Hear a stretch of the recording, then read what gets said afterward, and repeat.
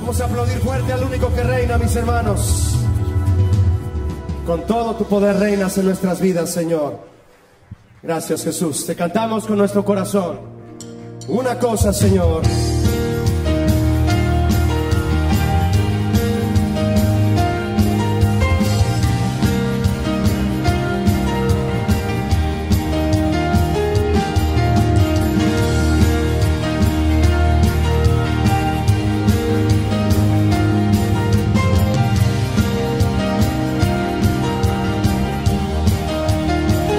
Cantamos.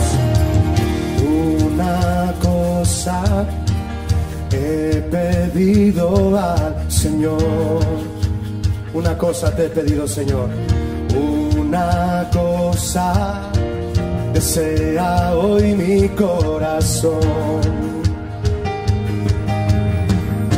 Una cosa y esta buscaré. Un anhelo arde en mi ser, es ver su rostro y en su casa estar. Dilo. Para contemplar su belleza y adorar su majestad. En tu presencia, oh mi Dios, hay gozo y paz en plenitud. Delicias a tu diestra, hoy y siempre. Fuente de vida y libertad, es tu presencia sin igual. Delicias a tu diestra, hoy y siempre. Y no existe otro lugar donde mi alma anhele estar. Mi gozo es estar en tu presencia, en tu presencia. Aleluya.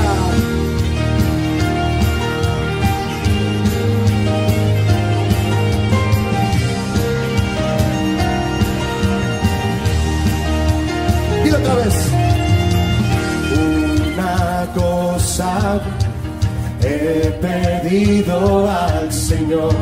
Una cosa desea mi corazón. Una cosa desea hoy mi corazón.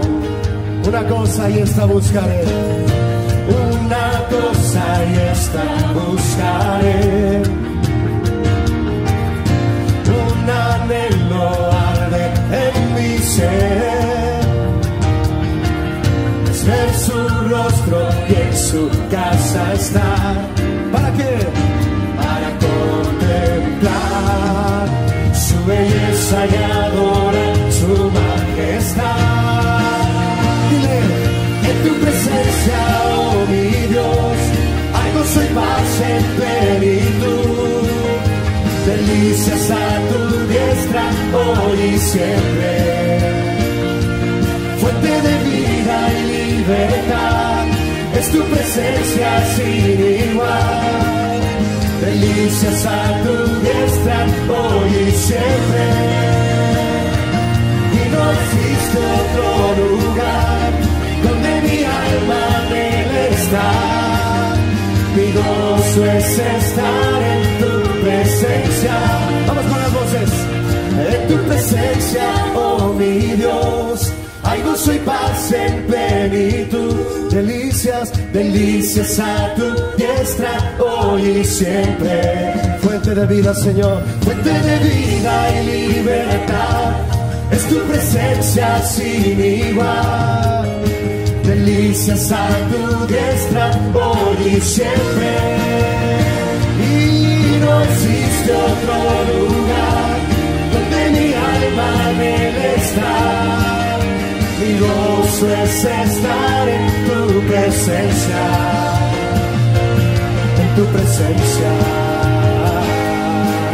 Oh.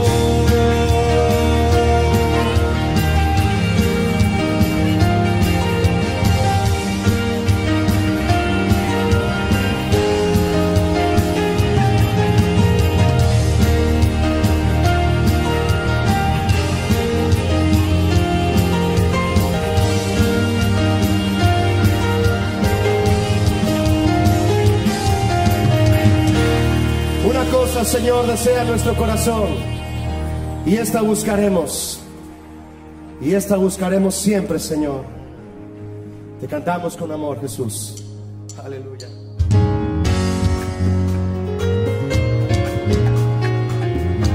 Teniendo a nuestro alrededor, mis hermanos, despojémonos de todo peso, poniendo nuestros ojos en el autor y consumador de nuestra fe, en ti, Señor Jesús.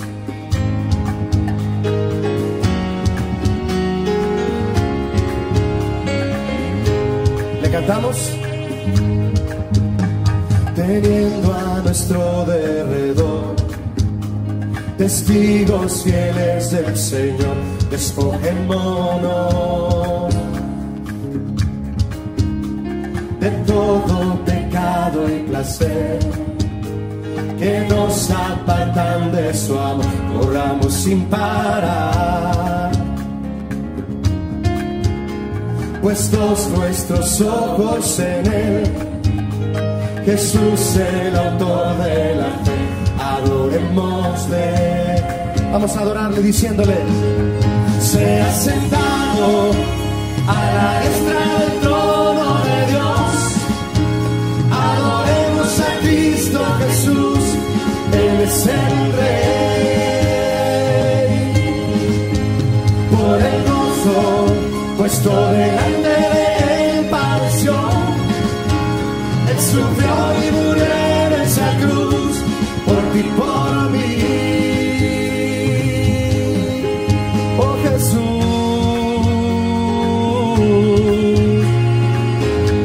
Él murió por ti, por mí.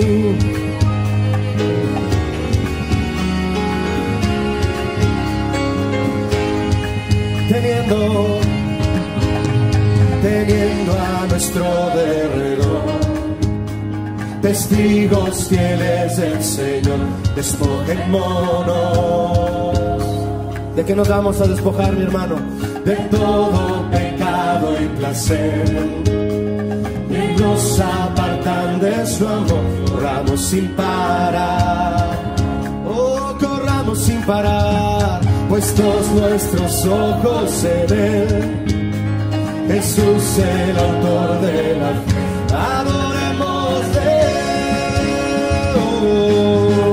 Sea sentado a la diestra del trono de Dios. Adoremos a Cristo Jesús, Él es el Rey. Por el gozo puesto delante de Él padeció, Él sufrió y murió en esa cruz, por ti, por mí. Sea sentado a la diestra del trono de Dios. Adoremos a Cristo Jesús, Él es el Rey. Por el gozo puesto delante de Él padeció, Él sufrió y murió en esa cruz, por ti, por mí. Vamos con la voz. Sea sentado a la diestra del trono de Dios. Vamos a adorarle. Adoremos a Cristo Jesús, porque Él es el Rey. Él es mi Rey, Él es nuestro Rey. Y por el gozo puesto delante de Él padeció. Gracias, Jesús. Él sufrió y murió en esa cruz, por ti, por mí. Sea sentado a la diestra del trono de Dios. Adoremos a Cristo Jesús, Él es el Rey. Por el gozo puesto delante de Él padeció, Él sufrió y murió en esa cruz, por ti, por mí.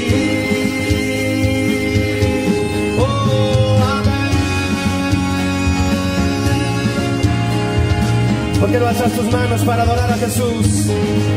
Le decimos gloria a tu nombre, Jesús. Gloria a tu bendito nombre. Hoy estamos aquí por tu gracia y tu amor, Cristo. Recibe todo el honor, toda la gloria para ti, Jesús, para nadie más. La gloria es tuya, Señor, de nadie más. Te adoramos, Jesús. Gracias, Jesús, y te damos este aplauso a ti, Señor. Buenos días, mis hermanos. Que Dios les bendiga. Gracias una vez más por estar con nosotros, conectados a nosotros aquí, Casa de Oración Nueva York, a través de nuestros canales de YouTube, del Facebook, y también los que nos siguen por el soundcloud.com para las descargas de audios gratis. Allí en soundcloud.com pueden encontrar las enseñanzas en audio, ¿verdad? Para que la escuchen a veces mientras trabajan en sus audífonos, ¿verdad? Qué bueno que estamos en esta mañana, ¿verdad? Un domingo más, frente a la palabra del Señor, y damos gracias y gloria a nuestro Dios que todavía nos permite recibir el alimento espiritual cada viernes 8 p.m. y cada domingo 10 de la mañana. Estamos a través del YouTube y del Facebook en vivo transmitiendo la palabra del Señor. Qué bueno. ¿Qué les parece si iniciamos nuestra enseñanza de hoy? Hoy vamos a continuar, ¿verdad? El domingo pasado traje una enseñanza que se tituló Las tres cosas, ¿verdad? Sin estas tres será imposible, ¿verdad? Sin tres cosas, las cuales hablamos de la palabra, de la oración y la adoración.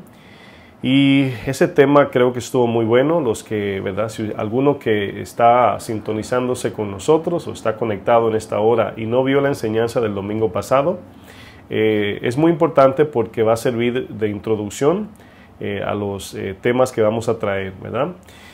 Voy a utilizar esa enseñanza del domingo pasado como introducción sencillamente, y la de hoy, el cual vamos a continuar en esa enseñanza, le vamos a llamar la palabra. Ese es el tema que voy a compartir: la palabra, la oración y la adoración, primera parte.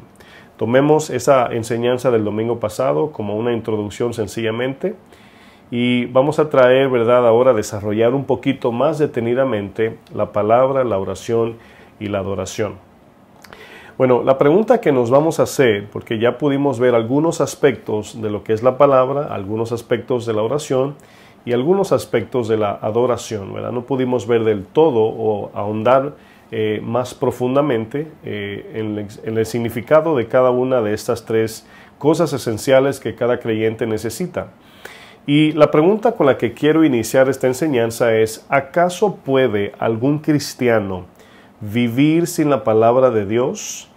Y esta pregunta necesita ser explicada porque todo el mundo puede vivir o existir o vivir sin vivir en la palabra de Dios. Pero si bien entendemos, y vamos a ver algunos textos que nos van a ayudar a corroborar eso, la palabra misma de Dios nos dice que todo lo que tiene vida, todo organismo vivo, ya sea seres humanos, plantas, animales, minerales, todo lo que contiene vida, el agua tiene vida, ¿verdad? Todo lo que fue creado por Dios tiene vida. Dice la palabra que todo lo que tiene vida es sustentado por la palabra de Dios. Dice Hebreos 1, verso 3, que Dios sustenta todo por el poder de su palabra, o por la palabra de su poder, dice el texto. Y nos damos cuenta que esa es la existencia de todo ser viviente, es sustentado por el aliento de Dios. Pero la pregunta que acabo de hacer, si un cristiano puede vivir sin la palabra de Dios, vivir aquí no me estoy refiriendo a existir o sobrevivir en la tierra. Me estoy refiriendo a la vida cristiana, a la vida en el espíritu, a una vida espiritual. El cristiano que no tiene vida espiritual tampoco está viviendo para Dios, mucho menos está cumpliendo con la voluntad del Señor. Si abrimos las Escrituras, nos encontraremos desde el inicio de la creación la poderosa palabra de Dios en acción. Ahí vemos en Génesis 1, desde que abrimos las páginas de la Biblia, repetidamente, y dijo Dios. Y dijo Dios, sea la luz, fue la luz. Y vemos en los primeros versos y en el primer capítulo de la Biblia, en Génesis, nos damos cuenta cómo cuando la palabra misma, las Escrituras nos dicen, y dijo Dios, nos damos cuenta que algo sucedía. De inmediato dice, sea la luz, fue la luz. Hágase en las plantas, los animales, las lumbreras mayores y menores, las estrellas, todo lo que existe como creación, dice la misma palabra que fue hecho por la palabra. Ahora, ¿por qué no sucede así con el creyente? ¿Por qué cuando Dios dice a través del creyente, por qué no inmediatamente algo sucede? Porque ahora con el ser humano, a las plantas, animales, a los minerales, toda la creación, Dios no le dio lo que nos dio a nosotros. Y Dios nos ha dado a nosotros lo que llamamos una responsabilidad moral, el cual en ella, de manera intuitiva, tenemos lo que llamamos libre elección. Vamos a decir libre albedrío. Por cuanto Dios espera, ¿verdad?, que respondamos a su mandamiento, por eso no actúa de manera instantánea. Cuando el Señor dijo, háganse las lumbreras mayores y menores, de inmediato fue hecho. Pero en nosotros, cuando se nos da el mandamiento, no es como la creación o el resto de la creación. Necesitamos responder a la palabra para que haya un efecto, un resultado, y para que el poder de Dios fluya a través de nosotros y se vea manifiesto la obra de Dios. Esto nos da a entender que no puede haber vida espiritual o poder de Dios en el creyente si no hay obediencia, ¿verdad? Bueno, al cerrar las Escrituras, ya vimos que el Génesis, ¿verdad?, al abrir la Biblia, las Escrituras, nos damos cuenta que inicia hablando de la palabra, y dijo Dios. Pero al cerrar las Escrituras, en el último libro, en el último capítulo y en los últimos versículos, encontramos lo siguiente. Vamos a leer Apocalipsis 22 y vamos a ver lo que dice estos versículos al final de la Biblia, que debería de darnos mucho temor en cómo manejamos y cómo tomamos la palabra de Dios. Dice el apóstol Juan, escribiendo en el último capítulo de Apocalipsis, ya para cerrar la Biblia, por así decirlo, dice aquí el apóstol, Apocalipsis 22, 18, dice, yo testifico a todo aquel, y aquí obviamente está hablando el Señor a través de las Escrituras de Juan, es la palabra de Dios. Dice, yo testifico a todo aquel que oye las palabras de la profecía de este libro. Es decir, se está refiriendo a toda la Escritura encerrada en el libro desde Génesis hasta Apocalipsis. A eso lo conocemos como el verbo, en griego llamado logos, las Escrituras, ¿verdad? O todas las Escrituras del Señor, por la cual o la que el apóstol Pablo se refiere en 2 de Timoteo. Toda la Escritura es inspiración de Dios. Dice luego la advertencia, si alguno, cualquiera, añadiere a estas cosas, es decir, le agrega palabras a la Biblia que no dice, o le agrega interpretaciones que la Biblia no dice, o tuerce las Escrituras y le agrega su propia interpretación, dice, Dios traerá sobre él, el que tuerza la Biblia o el que la altere, dice, las plagas que están escritas en este libro. Aquí plagas podemos decir la maldición. Dice el 19, y si alguno quitare, fíjense, podemos agregarle a la Biblia. Hay doctrinas que le agregan interpretaciones a la palabra de Dios que la misma palabra no dice, cosas que no dice la Biblia. Pero hay quienes nada más toman porciones de la Biblia, las convenientes. Eso significa quitarle a la palabra. Dice, si alguno quitare de las palabras del libro de esta profecía, de las Escrituras de Génesis hasta Apocalipsis, Dios quitará su parte del libro de la vida. Bueno, aquí hay un verso complejo que a algunas denominaciones le va a chocar. Aquí dice que Dios quitará su parte del libro de la vida, es decir, la salvación eterna. Lo va a borrar, lo va a quitar si alguno altera, quita o le pone a la palabra. Dice, y de la santa ciudad y de las cosas que están escritas en este libro. ¿Qué nos está diciendo al terminar este libro? Bueno, si usted escribiría algún libro, o más bien, más fácil a entender, enviaría una carta importante o una carta de urgencia, ¿cómo serían las últimas letras de esa carta? ¿Cómo sellaríamos el último párrafo de una carta que viene a ser un mensaje o una noticia importante de vida o muerte? como lo es la palabra de Dios. Bueno, el Señor terminó, ¿verdad? El libro lo terminó o lo cerró con estas palabras. Si alguno le agrega, ¿verdad?, a las palabras escritas, o si alguno le quita, ahí habla de una maldición que caerá sobre aquel que le agregue, y aquel que le quite dice que lo borrará del libro de la vida. Ahora bien, esa parte donde dice lo borrará del libro de la vida, tenemos que tomarlo como bien lo dice. Algunos le agregan y dicen, le buscan una vuelta a la Biblia que no sé cómo la reinterpretan al punto que dicen, bueno, nadie puede perder su salvación. Bueno, eso lo creemos, pero ¿puede alguno apostatar? Creemos que sí. ¿Puede alguno abandonar la fe? ¿Puede alguno torcerse? De momento, yo tengo la voluntad, yo comencé el ministerio y predico la palabra, pero yo puedo mañana, Dios me guarde, puedo tomar la decisión y comenzar a torcer los versículos para sacar provecho personal. Yo puedo hacer eso. Demas estuvo con Pablo, dice que se apartó como colaborador porque amó más este mundo. Vemos a Asaf, el salmista, en el Salmo 73, cómo estuvo a punto de resbalar, dice, casi resbalan mis pies. Bueno, primera de Pedro 1.25, no lo vamos a buscar, nada más voy a parafrasear el texto. Dice que todo pasará.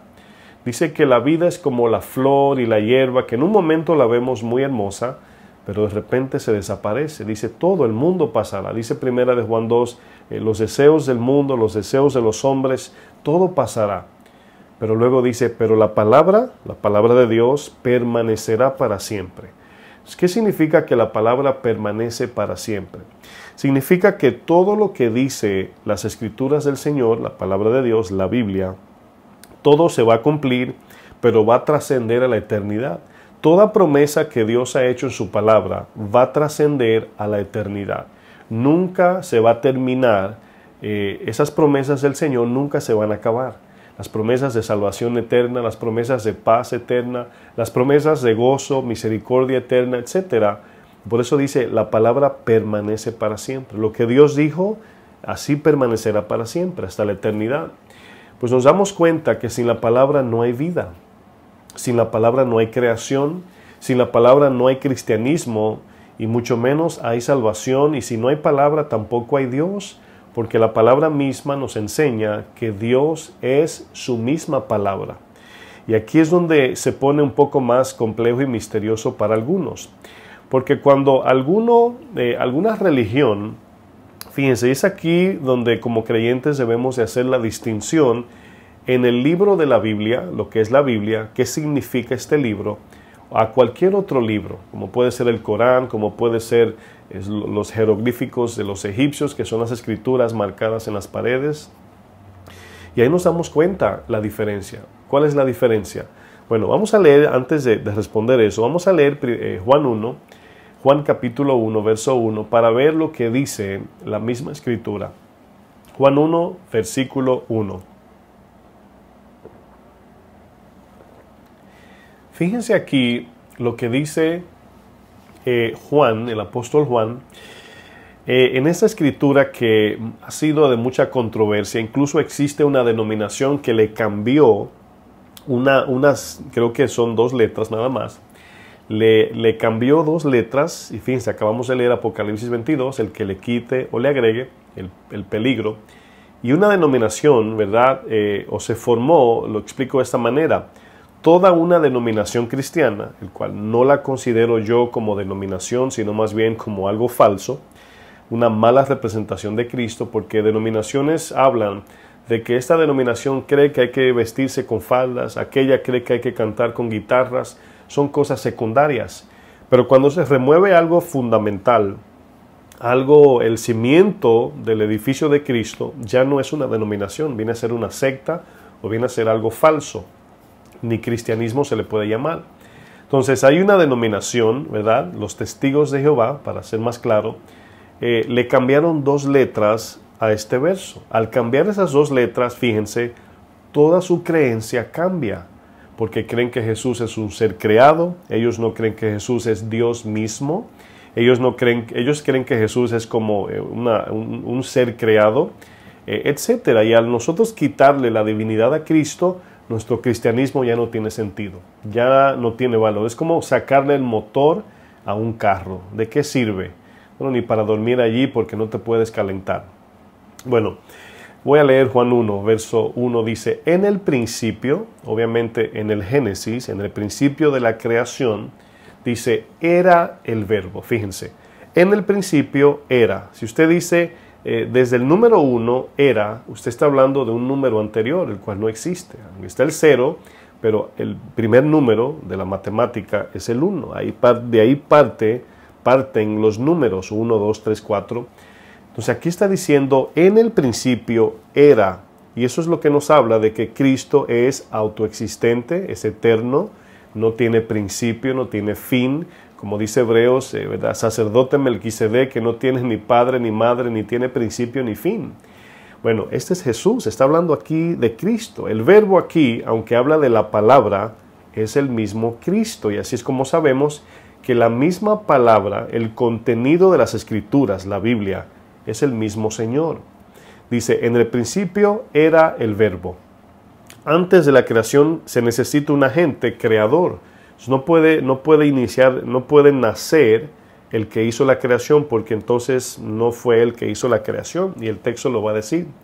Dice, en el principio era el verbo. Es importante ese era. Dice, y el verbo era con Dios. Y aquí con se está hablando a algo que está unido, pero que a la misma vez es uno. Y por eso es que hay mucho argumento y debate de la Trinidad. Creemos en la Trinidad, en el Padre, Hijo, Espíritu Santo, pero cada uno manifiesta una persona. Y cuando hablamos de persona, no estamos hablando de una parte separada, como decir 3 hermanos trillizos. No, Jesús no es trillizo. No, aquí cuando hablamos de que el Señor es trinitario, que es 3 en 1, no estamos diciendo que son 3 dioses en uno o 3 partes en una. No, es el mismo Dios que se manifiesta al hombre como espíritu, como padre y como hijo se manifestó. Esa es la idea. Y luego termina diciendo, y el verbo, esa palabra, esa persona, era Dios. Entonces dice, el verbo era con, y el verbo es Dios. Fíjense, ahí está la explicación. Entonces, aquí nos damos cuenta que en la tercera parte que dice, el verbo era Dios, los testigos de Jehová le ponen, en vez de era, le ponen un. El verbo era un Dios. ¿Qué hace eso? Que agrega otro Dios, y nosotros no somos politeístas, que significa creer en muchos dioses. Esos son los hindús y los demás. Nosotros somos monoteístas, creemos en un Dios. Oye Israel, Jehová tu Dios, uno es. Pero el verso 2, fíjense, apunta a Jesús, a Cristo, al verbo, como el único Dios. Dice, ahí no dice estos, dice, era en el principio con Dios. Dice, todas las cosas por Él fueron hechas. Bueno, cuando decimos que Dios hizo la creación, nos estamos refiriendo al mismo Dios. Pero ¿por qué el texto lo separa? Porque nos está hablando de la manifestación de Dios en palabra, como Padre, Hijo, Espíritu Santo. Dice, Cristo, era en el principio con Dios. Dice, todas las cosas por Él, Jesucristo, fueron hechas. Y sin Él, nada de lo que ha sido hecho. No está hablando aquí de ellos, ¿verdad que no? Dice, fue hecho. En Él estaba la vida. Por eso vemos que al principio del Génesis el Señor dice, sea la luz. Por eso dice, en Él estaba la vida. ¿Por qué no dijo, hágase? Porque la vida de Dios no se hizo. Dios es eterno, es autoexistente. En la confrontación de Juan 8 con los fariseos, Él les dijo, antes que Abraham fuese, yo soy. Él no dijo, yo era, yo seré, soy, ¿verdad? Por eso Jehová tiene el significado del autoexistente, del gran yo soy. Dice, en Él estaba la vida, y la vida era la luz de los hombres. Por eso es que cuando Génesis 1:3 dice, sea la luz, no se está refiriendo a las lumbreras, no se está refiriendo a la iluminación de la tierra, sino a la vida misma de todo lo creado. Dice, sin Él, ¿verdad? Estoy en el 4, en Él estaba la vida, y la vida era la luz de los hombres. Dice, la luz en las tinieblas resplandece, y las tinieblas no prevalecieron contra ella. Ahora, escúcheme bien. Aquí el apóstol Juan está haciendo un contraste entre el poder creativo de la palabra del principio y el poder creativo de la palabra luego del pecado, el cual es en el hombre. Entonces, se van a dar cuenta que la Biblia, incluso 2 Corintios 4, el mismo Pablo dice que Satanás cegó a los incrédulos para que no les resplandezca la luz del Evangelio, el cual es la gloria de Cristo. Entonces nos damos cuenta que hay una conexión en el principio de la creación y la palabra y en el creyente. El libro de Efesios dice que fuimos creados para buenas obras. ¿Por qué fuimos creados? ¿A través de qué? De la palabra. ¿Cómo la recibimos? Por la fe, creyendo a esa palabra. Entonces, al principio Dios encontró la tierra desordenada, vacía, en tinieblas. Cuando Cristo viene a nuestras vidas, ¿cómo nos encuentra? Vacíos, en tinieblas y desordenados. Entonces, ¿qué hizo el Señor para traer orden a la tierra, que estaba vacía, desordenada y en tinieblas, para traer vida, ¿verdad? Bueno, sopló su aliento, dijo, Dios dijo y fue hecho. Entonces, ahora nosotros como creyentes, ¿qué necesitamos para que el poder de Dios se manifieste en la vida de los creyentes? Obviamente la misma palabra poderosa y creativa del Señor. Miren, el único libro sobre la faz de la tierra, el cual su contenido posee la vida misma de su autor, es la Biblia. Es el único libro. Cuando usted lee un libro de química, cuando usted lee un libro de química, de física, de ciencia, de matemática, de filosofía, mitos, escritos, los jeroglíficos egipcios, ciencia, filosofía, todo tipo de escritura, se va a dar cuenta que al usted terminar ese libro, usted cierra la última página y ahí quedó el contenido, ahí murió. Murió me refiero, ahí terminó todo. La Biblia no es así. La Biblia, con un verso, podemos encontrar 100, 1000, hasta 1,000,000, no de interpretaciones, sino de recursos de Dios. Es decir, cuando yo leo un versículo, lo puedo leer hoy y encuentro algo. No es que al leerlo mañana veo algo diferente, sino algo más. Escuche lo que dije. Cuando decimos que ahondamos en la palabra y le sacamos recurso, no estamos diciendo que encontramos algo diferente, sino lo mismo, a diferencia que es más. Por ejemplo, cuando usted ve una fuente de agua, usted ve cómo ese caño de agua de las cataratas, por ejemplo, es la imagen de Jeremías 2, cuando el Señor dice, 2 males ha hecho mi pueblo, me dejaron a mí fuente de agua viva. Está hablando de un caño fuerte, poderoso de agua, limpia, cristalina, que mientras estamos allí, tomamos agua, nos bañamos, nos limpiamos, se riegan los árboles, las plantas, y al volver al otro día no encontramos agua diferente, es la misma agua, la diferencia que es más agua, eso es lo único, es más. La palabra de Dios es inagotable, no se termina, nadie nunca, ningún ser humano, puede leer la Biblia y decir, ya entiendo todo este libro, lo cierro y ya no hay más que buscar allí. No. Este libro tiene 2000 años completado, viene desde el Génesis, viene la palabra de Dios en forma de voz, en forma profética, en forma de escrituras, de papiros, de rollos, de piedras. Hoy la tenemos de manera digital, pero es la misma palabra de Dios. Y esa palabra, cada vez que vamos a ella, encontramos más y más recursos. Bueno, aquí nos damos cuenta que lo que acabo de decir es que el único libro sobre la faz de la tierra cuyo autor es Dios, el único libro que tiene la vida misma de su autor es Dios. Cada vez que abrimos la Biblia, al nacer de nuevo, respiramos esa palabra de Dios, el cual es la inspiración de Dios, y es la que nos cambia, es la que nos llena de poder, es la que nos guía. La palabra de Dios tiene poder. Vamos a ver un ejemplo en Hebreos 4.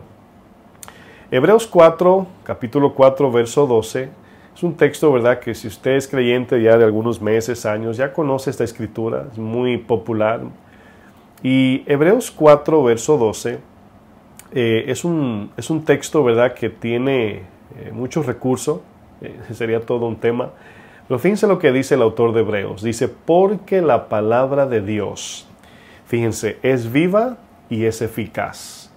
Ahora piense por un segundo, nada más tomes un momento y piense en eso que dijo el autor de Hebreos, que la palabra de Dios es viva, es un libro vivo, no quiere decir que es un libro que le sale patitas. o que el libro salió corriendo un día o volando. No. Cuando habla de vivo, ¿verdad? La palabra es viva, significa que la palabra tiene la vida de Dios para el creyente. Tiene vida, ¿verdad? Y luego dice, y eficaz. Y la palabra eficaz está hablando de es una palabra, un término griego que habla de energía. Es como cuando decimos, tenemos un celular, y suponiendo que nosotros fuéramos, por ejemplo, ¿verdad? Así como un celular. Bueno, ese celular para funcionar necesita un cargador. Bueno, ese cargador es la palabra de Dios, pero el cargador necesita estar conectado a una fuente de energía. Usted tiene los receptáculos en las paredes, los enchufes, ¿verdad? Y usted conecta el cargador allí y conecta el teléfono al cargador. Entonces, ese celular es como si fuéramos nosotros. El cargador es la palabra, pero la fuente es Dios, la fuente donde está el cargador. Entonces, la palabra siempre está conectada a Dios. Y cuando nosotros nos conectamos a la palabra, el poder de la palabra, esa palabra eficaz, energía, de donde viene la palabra energía, es donde encontramos el dunamis del Espíritu Santo, el poder de Dios. Dice, y es más cortante que toda espada de dos filos. Y aquí usa el ejemplo de una espada porque atraviesa el corazón. Es una idea metafórica de algo que atraviesa, que parte, divide y llega hasta lo más profundo. Dice, penetra hasta partir el alma y el espíritu. Dice, las coyunturas y los tuétanos, y discierne los pensamientos y las intenciones del corazón. Dice, y no hay cosa creada, o sea, nada existente, que no sea manifiesta en su presencia. Es decir, no hay nada oculto en el corazón del hombre que la palabra no saque de allí. Es increíble. Esa máquina rayos X espiritual y divina. Dices, antes bien, todas las cosas están desnudas y abiertas. Es como cuando usted, no sé si cuando usted era niño o niña, no sé, pero más son los varones, que le compraban algún juguete mecánico y de repente lo desalmaban en pedacitos. Yo recuerdo que a mí me encantaba, yo creo que a la mayoría, me encantaba desarmar todo. Y es la curiosidad de ver qué tiene adentro. Y de repente desalmábamos el carrito y las gomas, las llantas, algunos entienden por aquí, las piezas, tornillos, el engranaje, todo regado. La palabra de Dios hace eso, nos divide en pedacitos espiritualmente hablando y ve cada cosa sola, desnuda. Dice, están desnudas y abiertas a los ojos de aquel a quien tenemos que dar cuenta. Por eso es que es de necios escondernos de Dios. No podemos. Jonás en un momento salió a Tarsis pensando que se iba a alejar de Dios. ¿Cómo nos podemos alejar del omnipresente? Bueno, es imposible. Nunca olvidemos que la palabra de Dios tiene un agente llamado, un agente vivo, un agente, vamos a decir, capacitador, poderoso y vivo, que se llama el Espíritu Santo, quien activa el poder de la palabra de Dios en aquellos que creen al Evangelio de Jesucristo. Por eso decía anteriormente que la palabra de Dios no funciona en los no creyentes. La palabra de Dios sencillamente condena a los no creyentes, condena al que no cree. Nada más así funciona. Pero la palabra no tiene efecto en el corazón de los que no creen. Pablo en 1 Tesalonicenses 2:13 dice la palabra que actúa en el creyente. Ni siquiera dice en el cristiano, en el que va a la iglesia, en el que siguió a Jesús. No, en el creyente. Al que crea la palabra tiene vida y es eficaz. Otro ejemplo lo podemos ver en Juan 6. Juan 6, versículo 63. Jesús aquí, y no olvidemos que mientras leemos la palabra, estamos leyendo en el tiempo, por ejemplo en este caso, en Juan 6, todavía no se había terminado lo que hoy conocemos como el canon. El canon se entiende como las escrituras que están dentro de la Biblia, que se encerraron allí, ¿verdad? Se encerraron desde Génesis hasta Apocalipsis, los textos inspirados por Dios, ahí están. Luego están los, vamos a decir, otros libros apartes que no pertenecen al canon, no son inspirados, son pensamientos humanos, pero Dios, y la razón por qué creemos esto fielmente, no solamente porque los primeros padres de la iglesia hicieron esto, sino porque Dios siempre va a guardar su palabra. Los apócrifos son libros externos, aparte o extrabíblicos, que estuvieron quizás paralelos a la Biblia, pero son otros libros, no tienen inspiración, no actúan en el corazón del creyente, no tienen nada que ver con las escrituras que encontramos desde Génesis a Apocalipsis. Algunos dirían, pastor, y si lo hicieron hombres no tiene error. Mi confianza es que Dios ha guardado su palabra desde el Génesis hasta el sol de hoy. Si algo podemos decir que se ha mantenido de mano a mano es la palabra. Ahora bien, si alguno deliberadamente, escúchame bien, deliberadamente tuerce las escrituras, ya eso no se le llaman escrituras de Dios, ya eso es otra cosa. Pero Dios guarda sus escrituras y se la da a aquel que cree, al que se la pide, al que la aprecia, al que se somete a ella y al que la busca de todo corazón. Entonces, ahí vemos que Dios, yo confío no en los traductores, sino en Dios. Así como no confío en Juan, ni el apóstol Pablo, ni ningunos, sino en la inspiración del Espíritu Santo, que segunda de Pedro 1 nos dice que estos hombres no escribieron la Biblia por inspiración privada o por decisión privada, sino por inspiración del Espíritu. Entonces, no tenemos duda de eso porque confiamos en Dios. Juan 6, versículo 63. Aquí Jesús viene hablando desde los capítulos del contexto. Jesús multiplica los panes. Al multiplicar los panes, esto atrae mucha gente. La gente da su vida por las cosas terrenales y materiales. Y Jesús utiliza el milagro de la multiplicación de los panes para decirle, no den su vida por la comida que perece, sino den su vida por la comida que a vida eterna permanece, la cual el Hijo del Hombre os dará. Es decir, se estaba refiriendo al mismo Jesús, pero a través de su palabra. Sus palabras eran referentes a Él. Entonces ahora no necesitamos que el Señor venga personalmente como un humano a predicarnos el Evangelio, a traernos vida, sino que la palabra está muy cerca. Incluso dice Romanos 10, ¿qué diremos? ¿Que tenemos que descender a Dios, verdad, para creer? No, sino que la palabra está cerca, en el corazón y en la boca. Entonces ahora tenemos la palabra en nuestras manos para conectarnos con Dios, conocer a Dios y crecer y parecernos más a Él cada día. En Juan 6:63 dice, el Espíritu, dice Jesús, a todos los que lo seguían por la comida. Por eso digo el contexto, porque lo van a entender ahora. Estaban detrás de Él por el pan y los peces. Querían más comida. Buscaban a Jesús por lo material y terrenal. Y Jesús los corrige, los exhorta. El Espíritu es el que da vida. Y aquí vida es la palabra griega zoe, que significa la vida natural de Dios. La vida natural de Dios. Ahí tenemos esa vida de Dios. Dice, la carne para nada aprovecha, ¿verdad? Las palabras que yo os he hablado son espíritu y son vida. ¿Qué está diciendo Jesús? Jesús se está confrontando a este pueblo que lo seguía porque estaban detrás de los milagros y del beneficio del mundo o terrenal. Y estaban echando a un lado la prioridad de la palabra, del Espíritu, de la salvación, del perdón de pecados, el sacrificio de Jesús. Todo eso lo pusieron en segundo término. Vemos el ejemplo del paralítico cuando se lo traen a Jesús. Jesús no lo sana primero, sino que le dice, tus pecados te son perdonados. O sea, ahí nos damos cuenta que Jesús le da la prioridad a las Escrituras por encima de cualquier otra necesidad. Y por eso hay cristianos que viven toda su vida sin madurar, sin crecer, porque todo su enfoque ante Dios es pedirle cosas de este mundo. Y ni crecen, ni reciben, ni avanzan, ni maduran, etc. Bueno, ¿por qué es tan importante la palabra de Dios para la vida del creyente? Hagámonos esa pregunta. ¿Por qué, pastor? ¿Por qué es tan importante? ¿Verdad? Porque no a todos les gusta leer o estudiar la Biblia. No a todos les gusta la palabra de Dios. No en todas las iglesias se predica el Evangelio y la verdad del Señor. Entonces, solamente aquellos que han entendido y que son sensibles al alimento espiritual, el cual el Espíritu Santo produce, son los que van detrás de la verdad de Dios.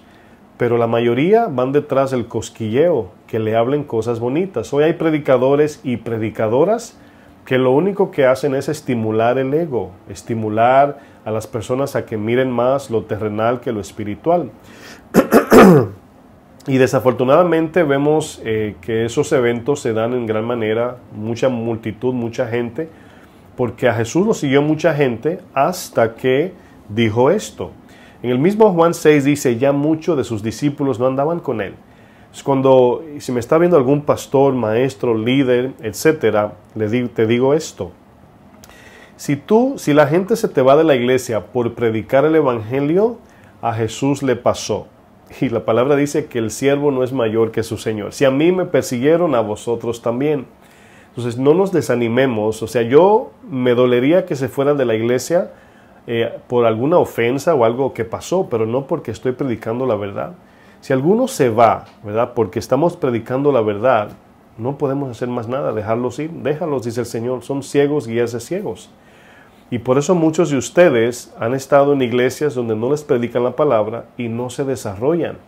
Y al venir a un lugar donde sí se predica la palabra, cualquier iglesia, ¿verdad? Cualquier iglesia que predique sana doctrina, van a ver de inmediato la confrontación de la palabra, la transformación del corazón, las demandas del Espíritu en tu corazón, y todo va a comenzar a tener sentido. Pero si echamos a un lado la palabra, entonces el cristianismo es una simple comunión social, que nos juntamos en un club social, escuchamos la Biblia y todo eso, pero no hay comunión. El Espíritu nos está moviendo allí porque no hay palabra de Dios.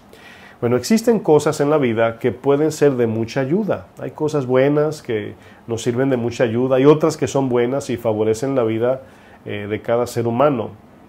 Pero hay cosas que no son una opción. Hay cosas que no son opcionales. En la vida cristiana encontramos cosas opcionales.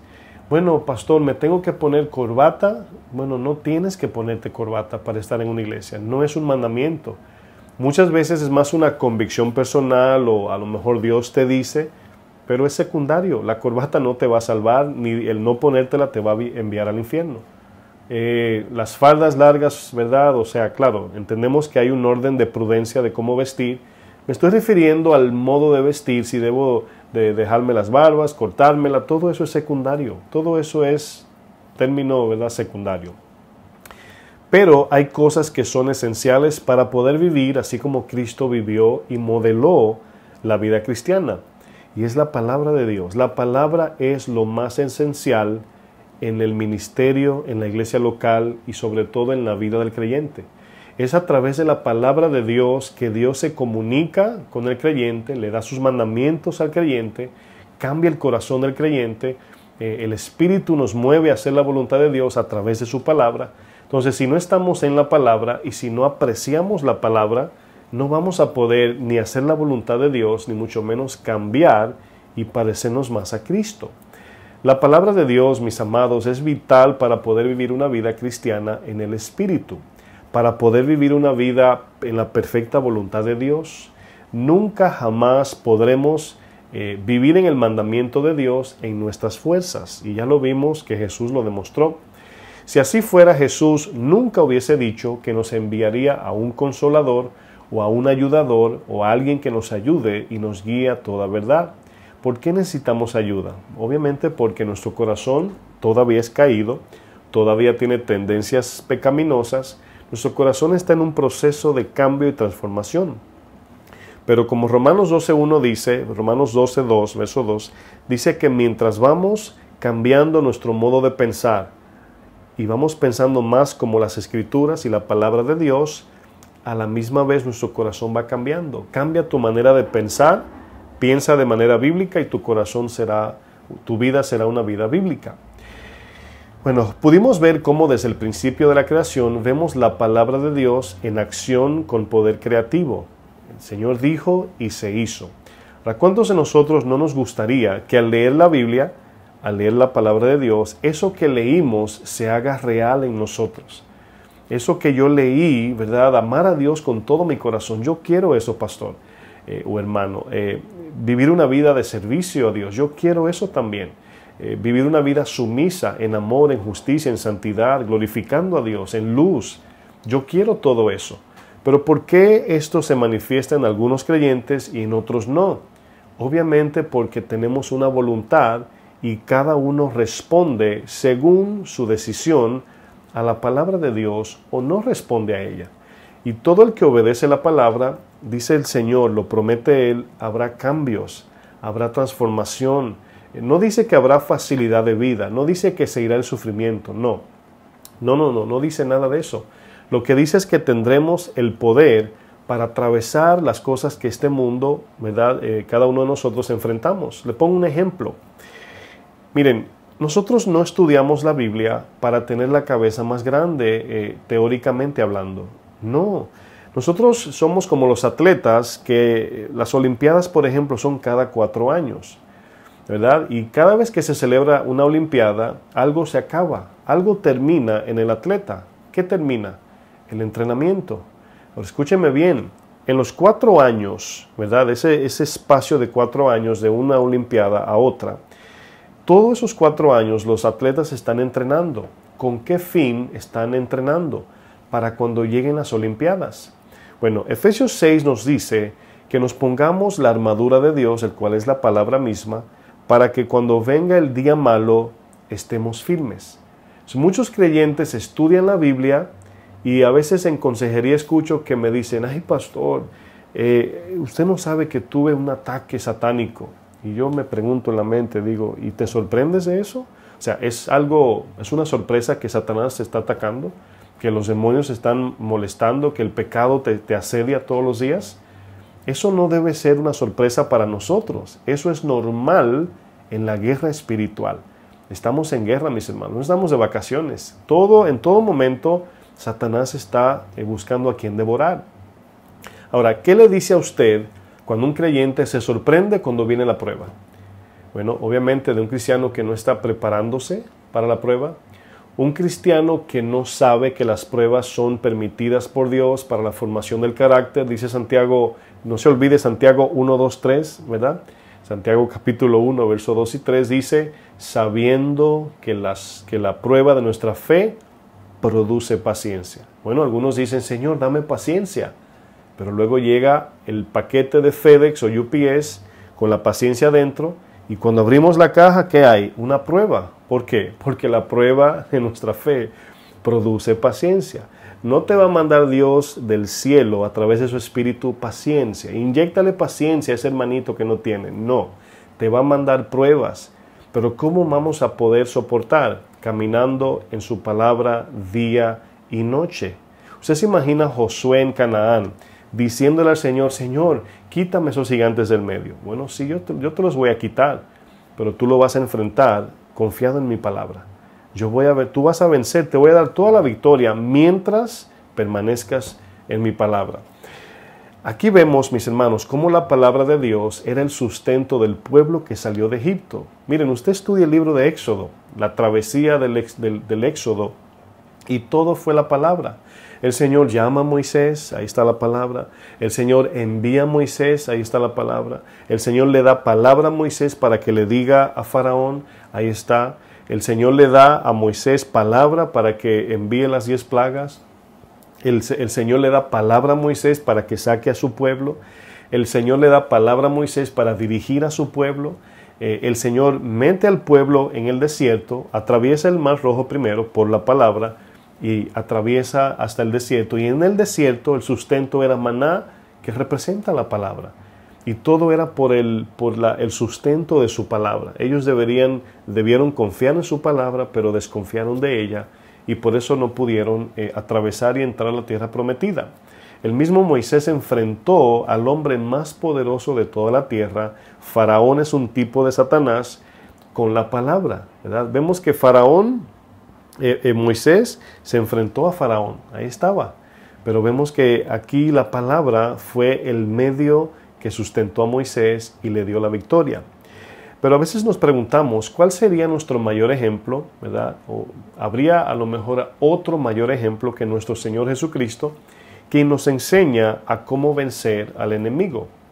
Vamos a leer Mateo 4, verso 3. Vamos a ver aquí la tentación en el desierto. Nuestro Señor nos deja un ejemplo. Imagínese usted que yo diría que si a alguien en la Biblia yo quiero mirar para vencer a Satanás, la carne, el mundo, el pecado, ¿a quién miraría? ¿A quién tomaría yo como ejemplo? Bueno, no existe un mayor ejemplo que Jesucristo. Entonces, Jesús mismo nos dejó un modelo para que vivamos igual que Él. Cómo Jesús oraba, cómo Jesús era sumiso, no contestaba mal por mal, sino que le encargaba la causa a quien juzga justamente, encomendaba la causa al que juzga justamente. Son ejemplos que nos dejó el Señor. Aquí la pregunta es, ¿cómo enfrentamos a Satanás? ¿Verdad? ¿Cómo enfrentamos la tentación? Mateo 4 nos enseña. Vamos a leer Mateo 4 desde el verso 3.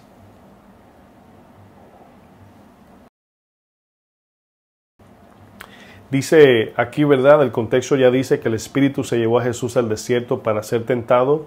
Pero la palabra tentado es probar, que luego lo vamos a ver en otros textos porque es un paralelo. Jesús está aquí, esta historia de Mateo 4 es el paralelo de la salida del pueblo de Dios en Egipto.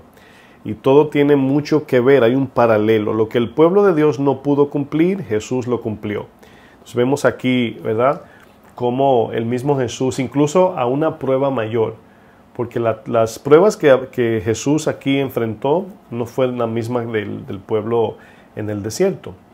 Los 40 días del ayuno de Jesús representan los 40 años de la terquedad del pueblo en el desierto.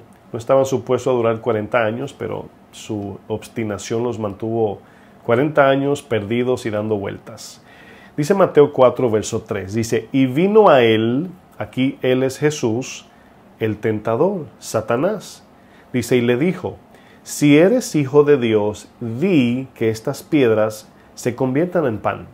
Obviamente Jesús al día 40 estaba con mucha hambre. Jesús era 100% hombre. Dice, él respondió y dijo, escrito está. No, fíjense lo primero y lo único que Jesús dice al ataque de Satanás. ¿Qué hizo Jesús? Se mantuvo en las Escrituras. Escrito está. No solo de pan vivirá el hombre. Está aquí citando, el cual vamos a leer en un momento, Deuteronomio 8, el cual ese texto fue referente al pueblo que salió del desierto. No solo de pan vivirá el hombre, sino de toda palabra que sale de la boca de Dios. Entonces el diablo le llevó a la santa ciudad y le puso sobre el pináculo del templo y le dijo, si eres hijo de Dios, échate abajo, porque escrito está. Aquí le cita las Escrituras. Y ahí vemos el Salmo 91, 11. Dice, a sus ángeles mandará acerca de ti y en sus manos te sostendrán. Porque para que no tropieces con tu pie en piedra. Jesús le dijo, escrito está también, no tentarás al Señor tu Dios. Y luego vemos el verso 8, otra vez le llevó el diablo a un monte muy alto y le mostró todos los reinos del mundo y la gloria de ellos.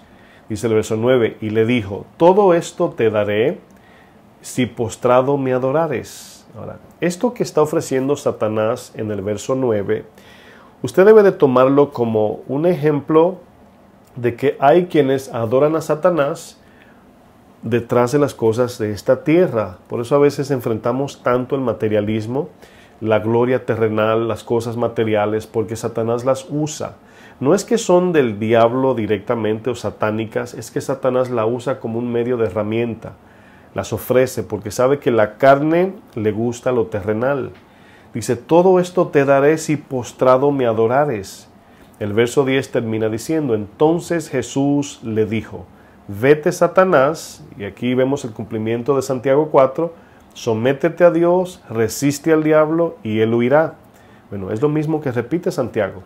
Dice, vete Satanás porque escrito está, al Señor tu Dios adorarás y a Él solo servirás. Bueno, aquí no está diciendo, ¿verdad?, que Satanás adoraba a Dios, pero está diciendo el mandamiento general de lo que Dios exige. Dios dice que nada más adoraremos a un solo Dios, no a ti Satanás, y nada más serviremos a un solo Dios. Ahora, si Satanás servía a Dios en sentido soberano, Dios lo usa como una herramienta, pero no adoraba al Señor. Satanás no adora a Dios, obviamente, por eso cayó del cielo. Nuestro Señor Jesús nos deja una enseñanza esencial para vivir la vida cristiana de manera genuina. ¿Qué nos deja? ¿Qué podemos recordar? Señor, ¿verdad? Es como que el Señor terminó de vencer a Satanás y es como que se nos olvide. Señor, ¿cómo fue que venciste a Satanás? Y Jesús te mira y te dice, ¿de verdad se te hizo difícil memorizar mi herramienta, el instrumento que usé para vencerlo? ¿Qué fue lo que repitió una y otra vez Jesús? Escrito está. escrito está, escrito está. ¿A dónde nos redirige nuestro Señor Jesucristo la mirada? A su palabra. El mismo Jesús nos apunta a la palabra.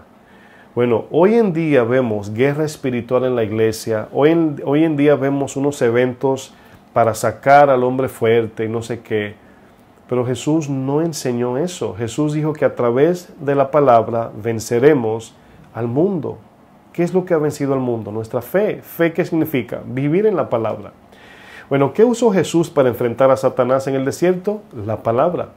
La palabra la usó como pan de vida. No comió por 40 días, pero fue sustentado por la palabra. Eso lo vemos en el verso 4. Aquí vemos que pudo vencer la tentación, enfrentar la tentación de comer pan antes de tiempo. Tenía que ayunar 40 días y 40 noches y ya luego podía comer. Pero en el plan de Dios estaba el ayuno. Luego vemos la palabra como un medio de defensa. Esa tentación de desafiar a Dios, lánzate y los ángeles te van a cargar y te van a descender. El Señor utilizó la palabra como un medio de defensa. Le dijo, al Señor no tentarás. Eso lo vemos en el verso 7. Pero luego vemos la palabra como un medio de esperanza para alcanzar victoria. ¿Por qué digo esto? Porque en el verso 10 le está ofreciendo gloria terrenal, pero vemos que al final de todo quien estará en su trono sentado es nuestro Señor Jesucristo, proclamando la victoria sobre la cruz. Y aquí vemos que Jesús enfrenta esta tentación de gloria terrenal por la palabra.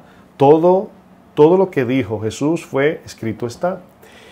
Miren, Jesús estaba cumpliendo con lo que el pueblo que salió de Egipto no pudo cumplir. Quiero que vayamos bien rapidito para ir sobre los puntos finales de Deuteronomio 8. Fíjense lo que el Señor les dice a su pueblo, el cual no pudieron cumplir. Pero la razón por qué leo este texto, y lo he leído varias veces en diferentes enseñanzas, es porque aquí el Señor nos dice la intención de por qué metió al pueblo en el desierto. ¿Por qué no entraron seguido a la tierra prometida? Y les voy a hacer un ejemplo en principio. Cuando venimos del mundo, el Señor nos salva, ¿verdad? Nos salvó, nos da su espíritu, su palabra, pero no significa que instantáneamente se desaparece toda mala intención, todo pecado, toda adicción, no. Tenemos ahora que pasar por un tiempo de proceso, transformación, para que de manera gradual el Señor nos da cosas. Puede ser dinero, a veces sí, a veces no. Puede ser, te puede prosperar económicamente en la tierra o poner en buena posición, pero primero tiene que tratar con tu corazón. Ahora, no estoy diciendo esto como una promesa, no estoy diciendo que pórtese bien con Dios para que no. Lo que estoy diciendo es que el Señor no les podía prosperar hasta que no tratara con su corazón.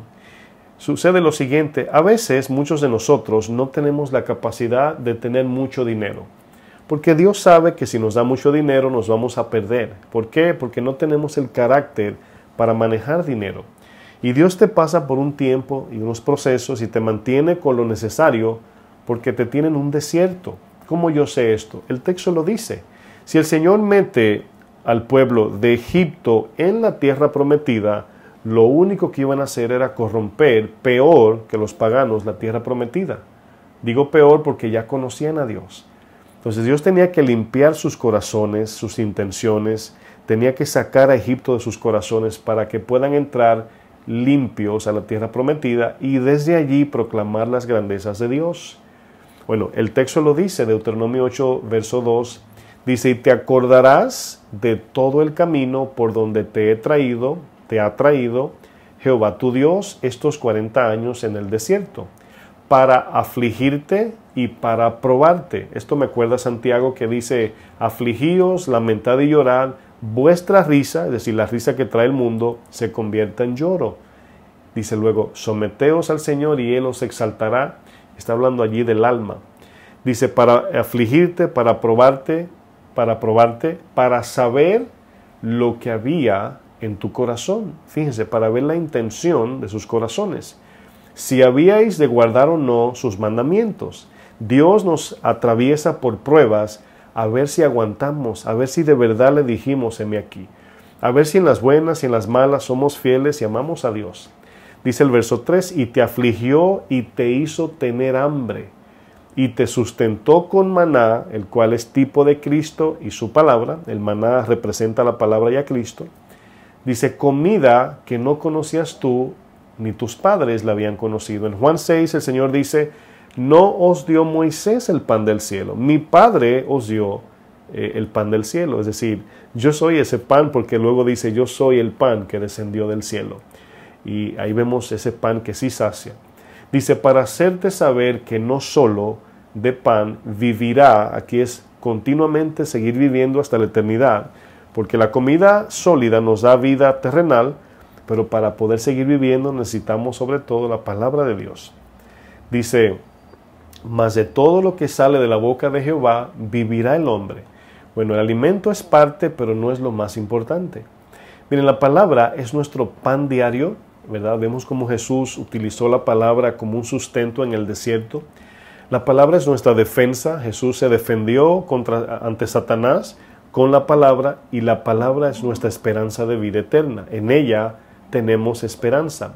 Si notamos, el mismo Satanás le citó las Escrituras a Jesús, pero ¿qué hizo Jesús para refutar el error de Satanás al usar las Escrituras fuera de contexto? Bueno, usó las mismas Escrituras.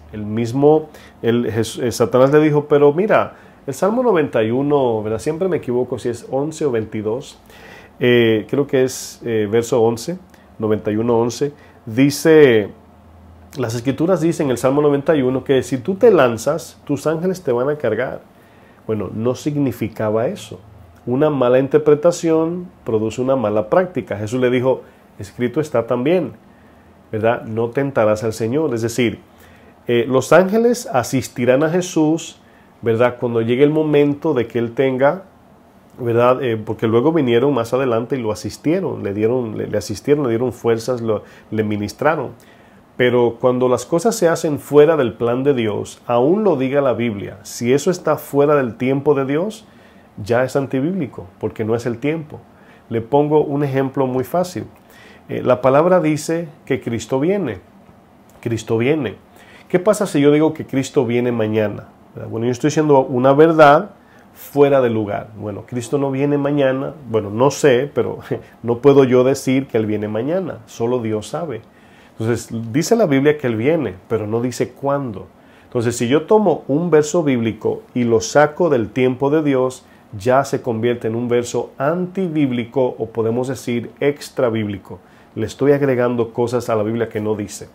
Bueno, Jesús les repitió, y fue su único medio para enfrentar a Satanás, escrito está también, escrito está, la palabra, la palabra, la palabra. Muchos cristianos son derrotados por Satanás y el pecado porque no andan en la palabra ni permanecen en ella. Y yo quiero, antes de terminar, darles 3 principios o 3 aplicaciones de la palabra para poder vivir en el Espíritu. Son principios, espero lo vean como sencillos, pero son muy poderosos, y es lo que la palabra nos enseña. No son ideas mías, es lo que la misma Escritura nos enseña. Hay 3 cosas que el cristiano debe hacer o vivir en ellas para que la palabra produzca el poder de Dios a través de la vida de todo creyente en nuestro Señor Jesucristo. 3 aplicaciones. ¿Cuáles son, pastor? Dígame, tengo lápiz en mano. ¿Están listos?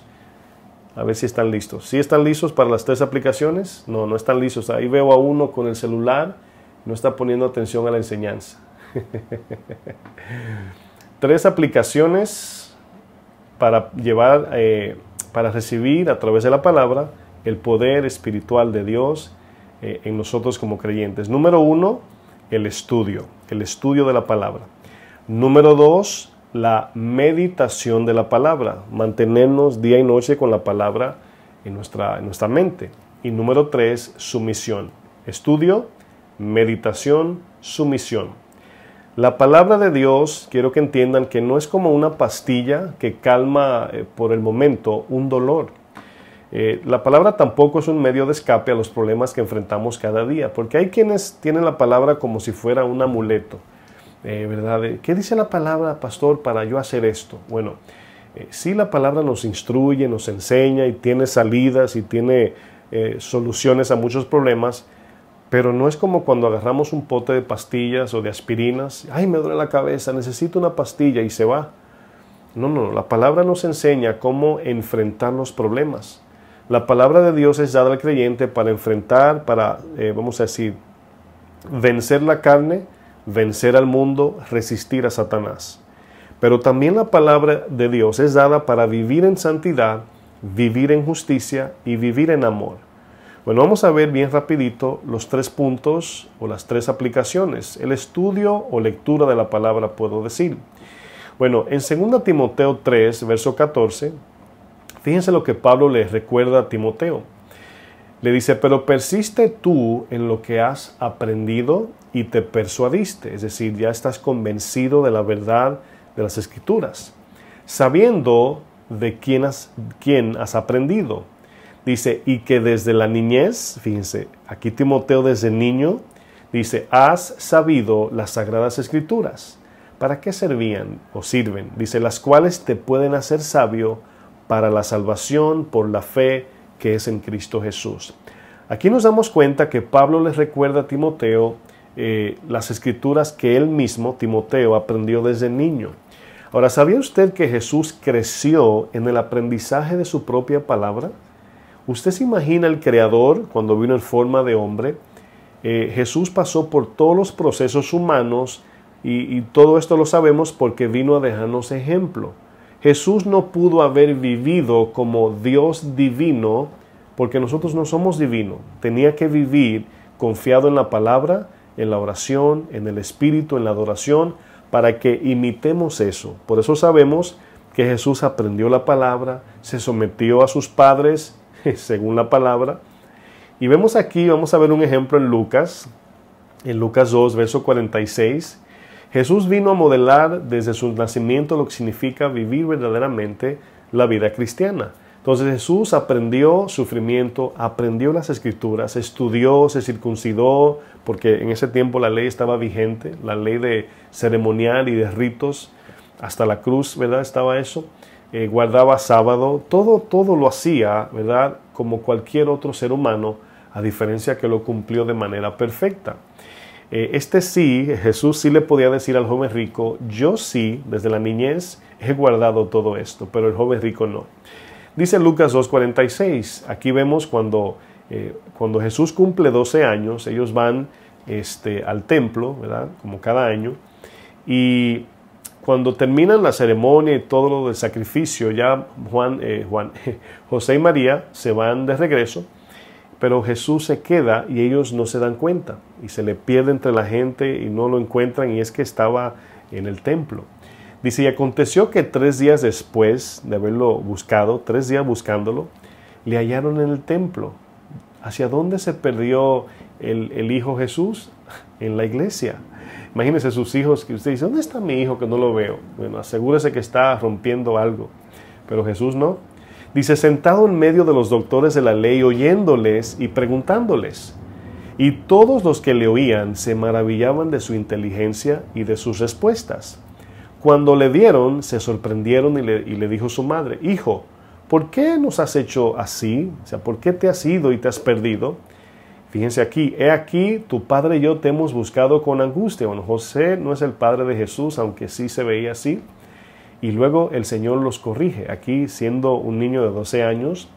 Entonces Él les dijo, ¿por qué me buscabais?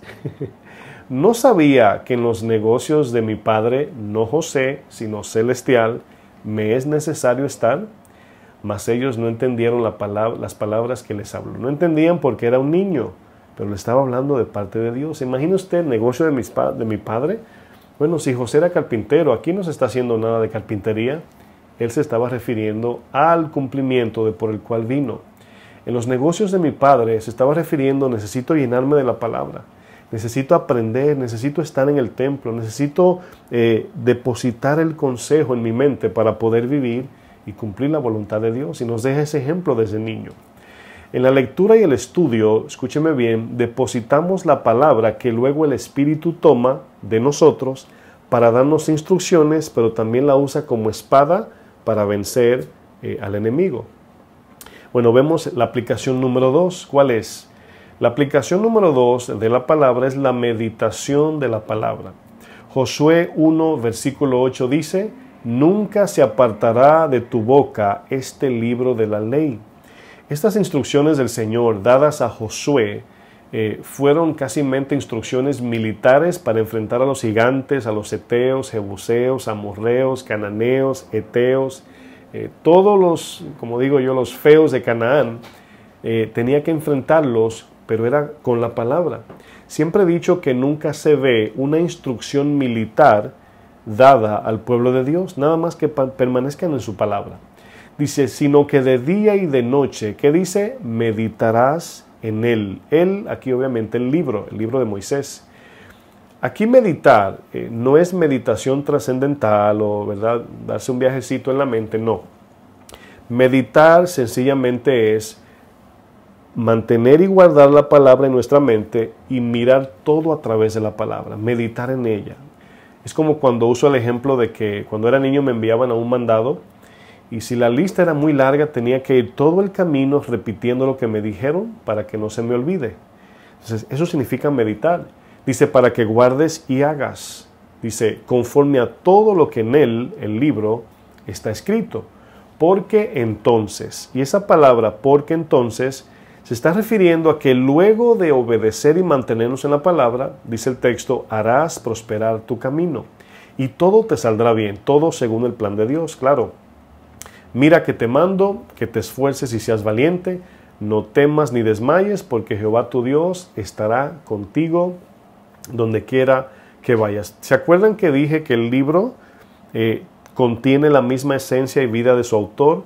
Bueno, el Señor le dice, no te apartes de mi palabra, esa ley escrita, y yo estaré contigo. El Señor va a respaldar su palabra y estará con nosotros mientras permanecemos en su palabra. Acuérdense que ya estudiamos el viernes, pecado es apartarnos de su palabra o de Dios. ¿Cómo vencieron Josué y el pueblo de Dios a los gigantes? Permaneciendo en la palabra de Dios. Muchas veces nos hacemos la pregunta de ¿qué quiere decir Juan 15 cuando habla de permanecer en la vid verdadera? Bueno, el Salmo 1 nos da un ejemplo. El Salmo 1, verso 1 dice, bienaventurado el varón que no anduvo en consejo de malos, ni estuvo en camino de pecadores, ni en silla de escarnecedores se ha sentado, sino que en la ley de Jehová está su delicia. Su deleite se encuentra en la palabra. Dice, y en la ley, o en su ley, medita, está la palabra meditar nuevamente, de día y de noche. Es decir, todo el tiempo tiene la palabra guardada en su mente y en su corazón. Dice, será, luego que vemos cómo tiene la palabra como... Aquí vemos algo antes de avanzar. El verso 1, vemos cómo habla de aquel que se aparta del pecado, aquel que no anda en malos caminos, aquel que no entretiene consejos de inicuos, pecaminosos, ¿verdad? Esa es la primera parte, apartarnos del pecado. Pero luego vemos que busca el deleite en la palabra y medita en la palabra día y noche. ¿Qué sucede al vivir en la palabra, buscando su palabra, deleitándonos en ella y guardándola para ponerla por práctica? Dice, será como árbol plantado junto a corrientes de aguas, que da su fruto en su tiempo y su hoja no cae y todo lo que hace prosperará. Se parece a lo mismo que le dijo a Josué. Entonces, obviamente prosperar se está refiriendo al alma. La palabra de Dios siempre al 100% prosperará nuestra alma. No siempre nuestro cuerpo. Podemos estar enfermos, a lo mejor pobres, pero nuestra alma será prosperada por la palabra siempre, siempre, siempre. Sumamente bendecido, dice el texto, es aquel que encuentra su deleite en la palabra, pero también quien medita día y noche en ella. Ustedes quieren que todo, según el plan de Dios, les salga bien y ser prosperado espiritualmente, no nos apartemos de su palabra. Aquí viene la tercera aplicación de cómo debemos aplicar la palabra, y es la palabra, o es más bien la aplicación, la sumisión de la palabra de Dios, o la sumisión a la palabra de Dios. Primero vimos el estudio y lectura de la palabra, luego vimos la meditación, retener la palabra, guardar la palabra, y por tercero la sumisión a la palabra. Esto nos lleva a esta tercera parte, someternos a su palabra. Ahora quiero leer para concluir Santiago 1, versículos 21 al 25, y estaré leyendo la Nueva Biblia Viva. Fíjense aquí lo que dice Santiago, a lo que significa someternos a la palabra, porque si estudio y no la guardo, no la voy a obedecer porque me olvido de la palabra. Entonces necesito estudiarla, meditarla con el fin de llevarla a cabo y luego veremos frutos, efectos de Dios en nuestras vidas y vamos a ver cambios. Pero mientras tanto, usted puede oír predicaciones, leer la Biblia, estudiarla, inscribirse en el instituto bíblico, ir a la iglesia, pero si no está día y noche meditando en la palabra, que nunca se vaya su forma de ver el mundo a través de la palabra, su forma de tomar decisiones a través de la palabra, de nada le va a servir. Entonces, esta versión lo dice de esta manera. Nueva Biblia Viva, dice Santiago 1:21. Dice, por eso, despójense de toda suciedad y de la maldad que tanto abunda. Aquí despojarse habla de los pensamientos y deseos inicuos que vienen a nuestra mente y corazón. Aquí habla de despojarnos de todas esas cosas que vienen a nuestra mente, la echamos a un lado y viene hablando de un contexto de cómo el pecado o la tentación viene como un pensamiento primero y luego del pensamiento se forma la decisión y luego de la decisión viene la muerte y es así como vivimos en pecado. Pero aquí dice despójense de toda suciedad y maldad, esta versión. De esa manera, al hacer eso, es importante, tendrán poder para recibir con humildad la palabra sembrada en ustedes. ¿Quién la siembra? El Espíritu. Cuando leemos la Biblia, fíjense, dependiendo de la actitud y de nuestro amor, si amamos a Dios o no amamos a Dios, va a depender. El Espíritu siembra la semilla en nuestro corazón y ella misma la germina y vemos frutos nacer. Dice, esta palabra tiene poder para salvar, dice el texto. Verso 22. Pongan en práctica la palabra y no se limiten, no se detengan a solo escucharla, pues de otra manera se engañan ustedes mismos. ¿Qué significa que nos engañamos si no obedecemos la palabra? Aquí engañarse es pensar que solo con leer o estudiar la palabra de Dios seremos salvos. El mismo texto lo dice arriba. Dice que la palabra puede salvarnos. ¿Cómo lo hace? Cuando la obedecemos.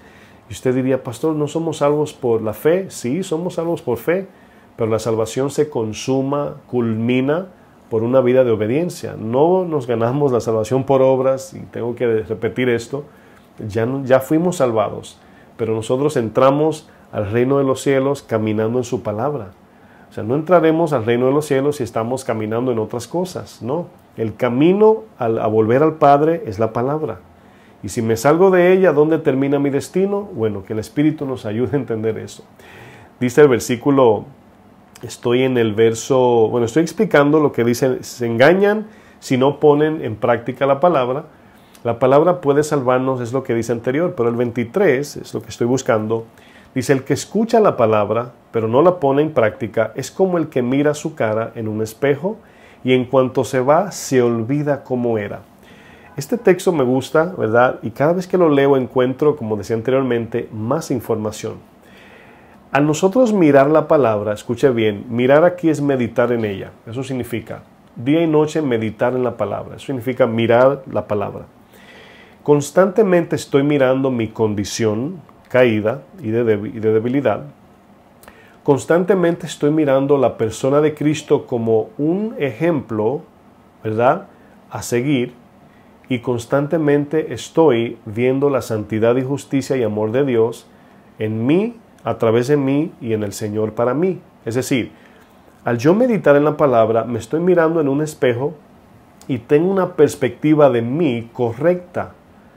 Esa es la manera. Algunos de ustedes que me ven quizás se verifican su sangre porque tienen diabetes o principio de diabetes y tienen la maquinita que le saca la sangre y usted quiere saber en cuánto está su azúcar, cómo está el azúcar, si está alta, si está baja.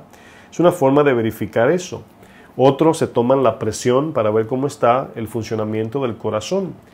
Pero la palabra, cuando la miramos constantemente, nos está constantemente diciéndonos si vamos bien, constantemente nos habla de nuestra condición, incluso de crecimiento. Y por eso dice el texto, el que mira la palabra y no la obedece, es como el que se mira en el espejo, se va y ya se olvidó cómo era. Y lo que está hablando no es que se te olvida tu cara, y practique esto un día y se va a dar cuenta. Ahora mismo, si no te estás viendo en el espejo, bueno, tú sabes quién tú eres, pero no tienes una memoria o no te estás mirando, esa es la palabra, hacia ti, estás mirando hacia afuera. Pero la palabra de Dios, cuando la miramos, nos da doble perspectiva, nos hace mirarnos primero nosotros, la viga, y luego la paja. Es increíble esto, mis hermanos.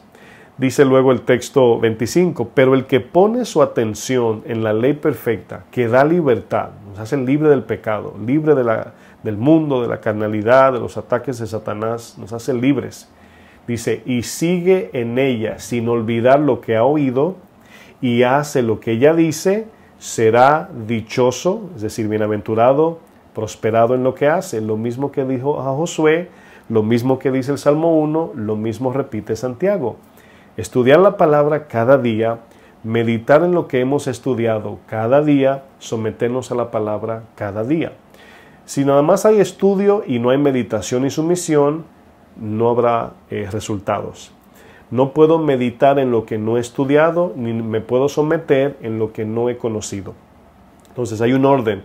Estudio y leo la Biblia, medito en lo que leí. Por eso es que siempre les he dicho, no vean tantas predicaciones, porque no van a poder memorizarse. Es como que yo le diga, memorices este número, ¿verdad? 42, 99, 21, 73, 78, 21, 03, 4, 25, 99.